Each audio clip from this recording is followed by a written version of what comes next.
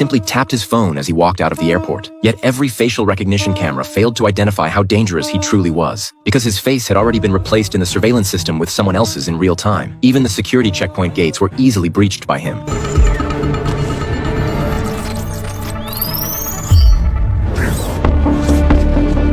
After successfully replacing the facial recognition signal, the man headed toward the baggage claim area. But at that moment, he noticed a binocular camera. It was a type of surveillance device he had never seen before. He quickly took a photo of the camera's exterior to run an identification. But the very next second, the Counterterrorism Command Center's monitoring system suddenly triggered an alarm. The screen showed a video signal mismatch. In response to real-time video tampering technology, the Counterterrorism Command Center had secretly been testing a dual-lens surveillance system. It could instantly detect falsified video signals that had been manipulated. Acting Commander Rachel rushed to the terminal hall. Using the internal facial comparison system, she learned the man was a Russian agent. If he successfully entered the country, the consequences would be unimaginable. Rachel immediately issued an order. Airport tactical police were to pursue Nico with full force. The police rushed to the location right away, but it turned out to be the wrong target. Our police, hands in the air! There you are! Our police!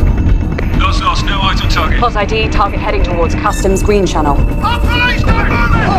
Lost, no eyes on target. Moments later, on the massive surveillance screens, fake images of Nico kept popping up. The entire airport suddenly seemed filled with Nico. The police completely lost track of the real target. Meanwhile, the real Nico had already quietly made his way to the parking garage. But at the exit of the garage, a second dual-lens camera happened to be installed. The next second, the alarm in the Counterterrorism Command Center sounded again. Nico immediately got into a vehicle that had been prepared in advance, but the counterterrorism unit had already set up a blockade ahead of time.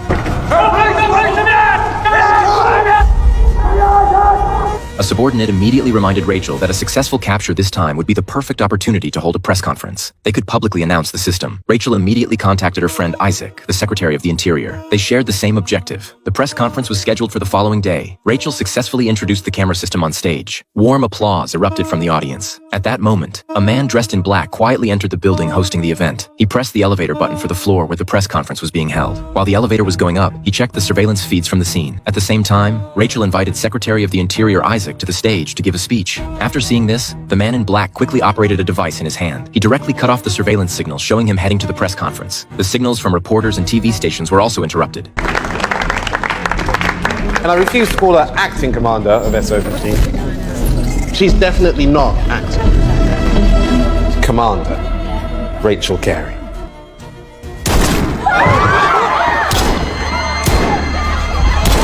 Rachel rushed forward to check the situation, but when she turned around, she came face to face with the killer. To her shock, the assassin didn't attack her. Instead, he calmly walked out of the venue. Although the reporters didn't dare raise their heads, someone secretly used a phone to take a photo. Rachel immediately grabbed her radio and reported the situation.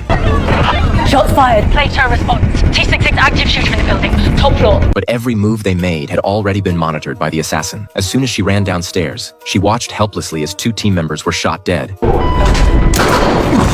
The assassin had already seen from his phone where she was hiding behind the wall, yet he still let Rachel go. She hurriedly chased down to the first floor, but the elevator was completely empty. At a critical moment, she heard a noise coming from the underground parking garage, but after she rushed out to investigate, the killer had mysteriously vanished. When she returned to the venue to investigate the assassin, a photographer happened to capture the killer's face, but after Rachel looked at it, she realized it was not the same person she had seen at all. This instantly left her confused, and every surveillance camera had captured a completely different man. At that moment, she suddenly remembered her own camera still had a local storage card, but her subordinate said the demonstration camera hadn't even been fitted with a memory card. Frustrated and helpless, Rachel left the venue, but it wasn't over yet. What was even more unexpected was that her superiors assigned her a new investigator to lead the case, and that man was the very assassin who had appeared at the conference.